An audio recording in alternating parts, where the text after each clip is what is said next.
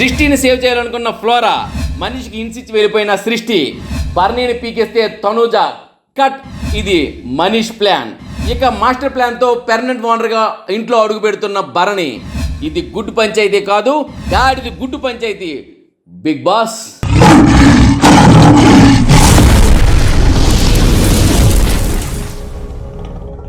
Hi, hello, నమస్తే. నేను మీ ఎస్ఎస్ పట్నాయక్. చూస్తూనే ఉండండి పెమ్స్ టీవీ. షేర్ చేయండి, లైక్ చేయండి, సబ్స్క్రైబ్ చేయండి. అక్కడ కనిపిస్తున్న గంట సింబల్ని గట్టిగా కొట్టండి. ఎందుకంటే అప్డేటెడ్ న్యూస్ పరిగెట్టి మీ సెల్ ఫోన్లోకి వచ్చేస్తుంటాయి. మీరు టకాన్ని ఓపెన్ చేసి లైక్ చేసేయండి. ఎనీహౌ కామెంట్ కూడా పెట్టండి. మళ్ళీ ఇంకోసారి చెప్తున్నాను. సరే, అసలు విషయానికి వచ్చేద్దాం. సండే అయిపోయింది మన ఎపిసోడ్. నాగార్జున గారు అందరికీ బాక్సులు బదలు కొట్టేశారు. అదే నిన్న కొంతమంది బదలు కొట్టారు కదా, ఈరోజు మరి కొంతమందికి బదలు కొట్టారు. ఆ బదలు కొట్టింది ఏదో ఏంటంటే, నిన్న పెంకులు ఇరిగిపోయాయి, ఈరోజు వంకలు తిరిగిపోయాయి. ఏంటో వంకలు తిరిగిపోయాయి అంటే, లోపల సమ్మగా వేసేసుకున్నారు. ఈరోజు ఏంటంటే మన సంజనాన్ని తేల్చేశారు. ఏంటంటే, నువ్వు కెప్టెన్వి, ఇంట్లో ఉన్న ప్రతి మానిటరు నీ అండర్లో ఉంటున్నారు అని ఖచ్చితంగా నాగార్జున చెప్పారు.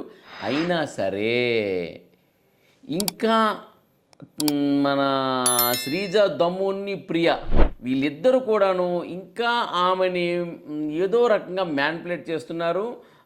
ప్రియా మళ్ళీ వచ్చేసి ఫుడ్ బయటికి వెళ్తే తనుజ పర్మిషన్ మీరు తీసుకోవాలి అన్నారు.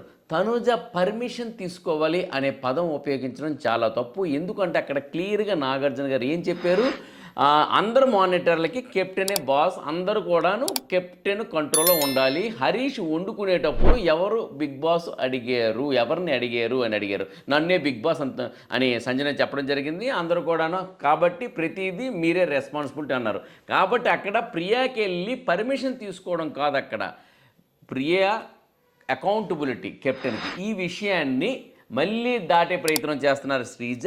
నెక్స్ట్ వీక్ కూడా బాక్స్ బద్దలవ్వడానికి సిద్ధంగా ఉంది అని ఫస్ట్ వన్ తెలిసిపోయింది. ఎందుకంటే లైవ్ చూస్తుంటే అది అర్థమైంది. ఎనీహౌ ఈ తర్వాత వచ్చినప్పటికీ ఇంకా నెక్స్ట్ పంచాయతీకి వస్తే, ఇక ఎలిమినేషన్లోకి వచ్చినప్పటికి ఆల్రెడీ మనం డిస్కషన్ చేసుకున్నట్టే ఒకరు సేవ్ అయిపోయి ఆఖరికి డెమాన్ పవన్ అని మరి సృష్టి ఉన్నారు. డెమాన్ పవన్కి సృష్టి ఉండేటప్పుడు ఇక డెమాన్ పవన్ వెళ్ళిపోతాడనే ఉత్కంఠభరితంగా చాలామంది అనుకొని చూశారు. కానీ సృష్టి ఎలిమినేట్ అయిపోయింది. సృష్టి ఎలిమినేట్ అయిపోయిన తర్వాత సృష్టి వెళ్ళిపోతూ తను కొన్ని హింట్స్ కూడా ఇచ్చారు. హింట్స్ ఏంటి నాగార్జున అడిగారు. ఏంటని అడిగారు, ఇక్కడ గేమ్ చక్కగా ఎవరు ఆడుతున్నారు, ప్లెయిన్ హార్ట్తో ఎవరు ఆడుతున్నారు. ఇక్కడ గేమ్ కోసం ఏంటంటే ఒక లోపల ఒకటి పెట్టుకుని డబల్ ఫేస్ గేమ్ ఎవరు ఆడుతున్నారు అంటే ఏంటంటే, తెలుగులోని రెండు నాలుగులు పాము అంటారు చూసారా, ఆ విధంగా రెండు నాలుగులు ఎవరికి ఉన్నాయి అనే కోణంలో ఎవరికి ఉంది అనేది నాగార్జున గారు అడగడం జరిగింది. బోర్డు మీద ఆ ఫొటోస్ని పెట్టడం జరిగింది. ముఖ్యంగా ఏంటంటే సృష్టికి మన మనీష్కి కాస్త రిలేషన్షిప్ చాలా చక్కగా రేపో డెవలప్ అయింది. ఆ సృష్టి వచ్చేసి ఏం చెప్పిందంటే రామ్ నాయక్ అని మొట్టమొదటి పేరు చెప్పింది. ఆయన చక్కగా ప్లెయిన్గా ఆడుతున్నాడని. రెండో పేరు వచ్చేసి మర్యాద మనీష్ అని చెప్పింది. ఇది నెవర్ ఎక్స్పెక్ట్. ఎందుకంటే మర్యాద మనీష్ మీద ఎవరికి ఆ థాట్స్ లేవు. ఆ కాన్సన్ట్రేషన్ మొత్తం ఈ వారం ఇద్దరు లాగేసుకున్నారు. ఒకటి హరీష్, రెండు సంజన. వీళ్ళిద్దరు వైపే కథలు తిరిగాయన్నమాట. ఈ వారంలో మొత్తానికి ఎవరు కనిపించారంటే మన హరీష్ని, సంజన. ఆ తర్వాత ఈ మర్యాద మనీష్ అని, శ్రీజ, దమ్ము అని వీళ్ళందరూ కూడాను మిగతా క్యారెక్టర్ ఆర్టిస్టులుగానే కనిపించారు. వీళ్ళిద్దరే హీరోయిన్లా కనిపించారు. అంటే సినిమాకి ఏంటంటే ఇప్పుడు ఈ వారం రోజుల సినిమాలో వీళ్ళిద్దరే ఎక్కువగా కనిపించారు. ఫ్రేమ్లు కూడా వీళ్ళ మీద పడ్డాయి. ఎవరి మీద? హరీష్ మీదని, సంజన మీద. అయితే ఈ మనీష్ అనే వ్యక్తి వస్తున్నాడు, మాట్లాడుతున్నాడు, వెళ్ళిపోతున్నాడు. కానీ ఎక్కడికి వెళ్ళిపోతున్నాడు అనేది ఏంటంటే వాళ్ళ ఫ్రెండ్షిప్ చాలా చక్కగా బిల్డప్ చేసుకున్నారు సృష్టిని, మనీష్. కాబట్టి ఏంటంటే జెన్యూన్గా ఆడుతున్నాడు అనే విషయాన్ని సృష్టి గుర్తించి రెండోది మర్యాద మనీష్ అని చెప్పింది, మూడోది హరీష్ అని చెప్పిందండి. హరీష్ విషయం కూడా చెప్పింది. అందుకే నేనేమో ఇక్కడ ఇటు పక్క సెలబ్రిటీస్ ఉన్నారు, ఇటు పక్క వచ్చేసి కామనర్స్ ఉన్నారు. ఉండేటప్పుడు నాగార్జునకి రెడీ అయ్యేటప్పుడు మిరాయి టీము హీరోయిన్స్ వచ్చారు. హీరోయిన్స్ వచ్చినప్పుడు ఏంటంటే వాళ్ళతో కాస్త ఎంటర్టైన్మెంట్ ప్రోగ్రామ్ చేశారు. చేశారు, చాలా చక్కగా జరిగింది. ఇక్కడ ది బెస్ట్ కమీడియన్ ఎవరంటే ఇమాన్యుయల్ అని చెప్పొచ్చు. బాగా కడుపుబ్బ నవ్వించాడు. అదేవిధంగా ఏంటంటే తనతో పాటు పూర్తిగా సమయస్ఫూర్తితో మన హీరో తేజ కూడాను ఎంటర్టైన్ చేశారు. తర్వాత వచ్చేసి ఇక్కడ కూడాను ఈ టీం 9 మంది నుండి ఎవరు నువ్వు లాక్కుంటావు అని హరీష్ని అడిగితే టక్కున ఆయన సృష్టి అని పేరు చెప్పాడు. నేను యాక్చువల్గా ఏమనుకున్నాను, నిన్న రీతు ఆమెకి సపోర్ట్ చేశారు కదా మన హరీష్కి, రీతు పేరు చెప్తాడేమో అనుకున్నాను, కానీ అసలు ఆలోచించకుండా సృష్టి అన్నారు. అంటే ఏంటంటే సృష్టికి హరీష్కి కూడా ఒక మంచి అవినాభావ సంబంధం ఉన్నదని క్లారిటీ వచ్చింది. ఇటు సృష్టి వస్తే మొత్తం ఇక్కడ 7 ఉన్నారు, అక్కడ 8 ఉన్నారు. ఇందులో వచ్చినప్పుడు ఒకరు సంచాలకులుగా వ్యవహరించాలి. ఎవరు ఆ సంచాలకులు అంటే బర్నీనని అందరూ అనుకున్నారు. బర్నీ గారు వచ్చినప్పటికీ ఇక్కడ 7 అయిపోయింది, సమానం అయిపోయింది. ఒక మంచి గేమ్ షో ఇచ్చారు. ఆ గేమ్ షోలోనే ఎవరు గెలిచారు ఎవరు ఓడారు అనేది విషయంకి వచ్చినట్లయితే ఒక బ్లూ టీము, ఈ బ్లూ టీంలోకి వచ్చినప్పటికీ అంటే అందరూ సమానంగా వచ్చారు. నెక్స్ట్ అక్కడికి వచ్చి ఇక మిరాయి టీంతో ఆడిన ఆట చాలా చక్కగా ఉంది. హీరో హీరోయిన్ 2 టీంలకి కెప్టెన్సీ వహించారు. హరీష్ టీము గెలిచింది. సరే అదంతా ఓకే, సరదాగా జరిగింది. తర్వాత వచ్చేసి ఒక స్టాంప్ వేసి, ఆ స్టాంప్ వచ్చేసి ఒక రెడ్ దాంట్లోనూ బ్లూ దాంట్లోనూ వేయాలి. ఇది ఒక గేము హౌస్లోని. ఆ గేమ్ కూడా అందరు సిద్ధంగా అయితే మొత్తానికి ఆ గేమ్లోని ఒక 4 గెలిచారు. అక్కడ ఆ 4లో భరణిని మరి ఫ్లోరాని వీళ్ళు ఉన్నారన్నమాట ఈ టీంలో, మన మిగతా 4. అయితే ఇందులో వచ్చేసి ఎవరిని నువ్వు పెర్మనెంట్గా వెళ్ళాలి అనేది మన ఇక్కడ సంచాలకురాలుగా వ్యవహరించిన ఫ్లోరా ఎన్నుకోవాలన్నమాట. ఫ్లోరా సంచాలకురాలు కాబట్టి ఎవరంటే భరణి అని కాకుండా ఆమె ఏం చేసిందంటే సృష్టి అని అందండి. అంటే ఇక్కడ ఏంటంటే సృష్టి పెర్మనెంట్ ఓనర్గా వెళ్తే అంటే గేమ్ను ఫాలో అవ్వలేదు ఫ్లోరా అని అంటున్నారు, కానీ ఎవరన్నారండి గేమ్ని చాలా చక్కగా ఫాలో అవుతుంది అనేది ఇప్పుడు నాకు అర్థమైంది. ఎందుకంటే ఆమె వింటుంది కాముగా. ఈ 4లోని పెర్మనెంట్ ఓనర్గా ఎవరిని మీరు పంపిస్తారంటే ఆమె వచ్చి చూసి సృష్టి అనంది. ఎందుకు అంది? సృష్టి పవన్ ఇద్దరు వచ్చేసి నామినేషన్లో ఉన్నారు, బయటికి వెళ్ళిపోవాలి. ఇద్దరు ఎవరో ఒకరు బయటికి వెళ్ళిపోవాలి. కాబట్టి అప్పటికే వాళ్ళు అని గుండు కొట్టుకుంటూ ఉన్నారు. ఈ టైంలో వచ్చినప్పటికి ఆమె వచ్చి సృష్టి అంది. సృష్టి అంటే సృష్టి పెర్మనెంట్గా ఓనర్కి వెళ్ళినట్లయితే నామినేషన్ ఉంటుంది, బయటపడిపోతుంది అనేది ఆమెకు ఒక ఆశ. అంటే సృష్టిని కాపాడాలనుకుంది. కానీ మిగతా వారు ఏమన్నారు, ఇక్కడ మిగతా వాళ్ళు అందరి నుండి వెళ్ళాలని మిగతా వాళ్ళు కోరుకుంటే మిగతా వాళ్ళు అందరూ కూడాను కోరుకునేది ఏంటంటే భరణి అని కోరుకున్నారు. సో దానివల్ల ఏమైందంటే భరణి గారు వచ్చేసి ఇంటికి పర్మనెంట్ ఓనర్గా లోపలికి వెళ్ళడం జరిగింది. అయితే ఆయనకు ఒక ఛాన్స్ కూడా ఇచ్చారు. పర్మనెంట్ ఓనర్గా వెళ్తున్న భరణికి ఒక పర్సనల్ అసిస్టెంట్గా ఎవరిని పెట్టుకుంటారని. పర్సనల్ అసిస్టెంట్గా ఎవరిని పెట్టుకుంటారో ఆయన ఆలోచించి ఇమీడియట్లీగా నేను పర్సనల్ అసిస్టెంట్గా తనూజ అని పెట్టుకుంటున్నారు. ఎందుకంటే తనూజ అంటే మిగతా ఇప్పుడు ఆయన ఎక్కువగా ఎవరు రామ్తో నుండి నెక్స్ట్ మన ఎమాన్యుయల్తో చాలా క్లోజ్గా ఉంటారు. అయినా సరే ఆయన పర్సనల్ అసిస్టెంట్గా తనూజ అని పెట్టుకున్నారు. ఎందుకంటే రాము ఎమాన్యుయల్ అనే వ్యక్తులకి మిగతా పనులతో చాలా బిజీగా ఉంటారన్నమాట. ఆ విధంగా ఏంటంటే తనూజ ఎప్పుడు తన పక్కనే ఉంటుంది కిచెన్లోనే. కాబట్టి ఏంటంటే అసిస్టెంట్స్కి తినిపించడానికైనా తాగిపించడానికైనా ఏ పనికి అయినా సరే ఆ అసిస్టెంట్లు ఉంటారట ఆయనకి. ఆ అసిస్టెంట్కి వీళ్ళు పనులు చేసుకుంటూ వీళ్ళు పిలిపించడం అంటే వీళ్ళు ఇబ్బంది పడతారు, మళ్ళీ గడిగడికి బయట ఉంటారు. ఈమె లోపలే తనతో పాటు కుక్కుగా ఉంటుంది కాబట్టి తన పక్కనే ఉంటుంది కాబట్టి అసిస్టెంట్గా పెట్టుకుంటే చాలా బాగుంటుందని చాలా చక్కని ప్లాన్ చేశారు. ఆయన సీనియారిటీ ఇక్కడ ఉపయోగపడింది. పెద్ద మనిషి తరహాగానే ప్లాన్ చేశారు. అక్కడికి అయిపోయింది. సో అయిపోయిన తర్వాత ఈ విధంగా ఏంటంటే మొత్తానికి అతను పెర్మనెంట్ ఓనర్గా లోపలికి వెళ్ళిపోయారు.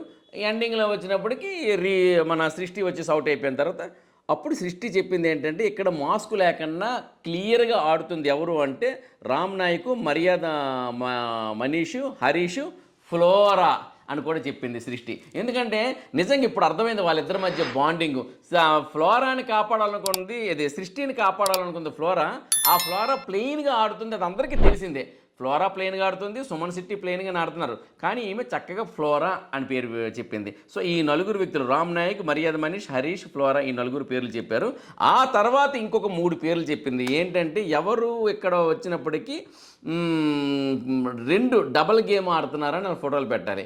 అంటే కెమెరా ముందు ఒకలాగా, లోపల ఒకలాగా, బయట ఒకలాగా, వెనక ఒకలాగా ఉంటున్నారంటే అందులో ఫస్ట్ తను చెప్పిన పేరు రీతు, తర్వాత తను చెప్పిన పేరు రీతు సోల్మేటు తనూజ.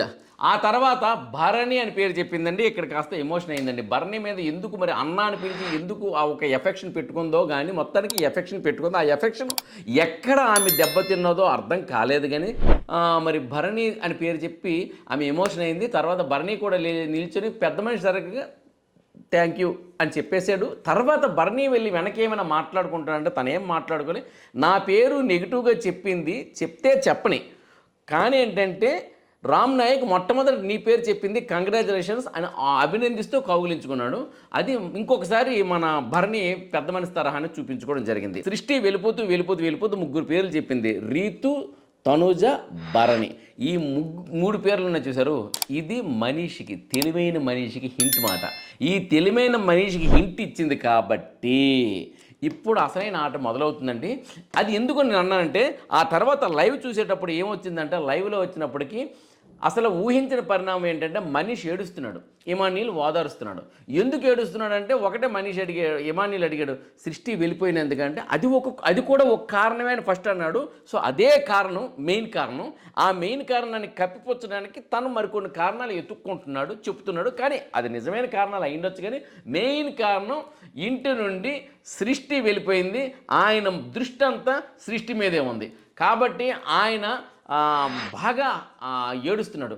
అసలు ఏంటి వాళ్ళిద్దరి మధ్య ఉండే సంబంధం అంటే అది ఓకే, ఫ్రెండ్షిప్ అనేదానికి మన అన్ని రకాల సంబంధాలు మనం చెప్పలేం కానీ బట్ ఒక మంచి ఫ్రెండ్షిప్ బాండింగ్ ఉంది కాబట్టి ఆమె మర్యాదగా ఆడుతున్నాడు ఈ మనీష్ అని చెప్పింది.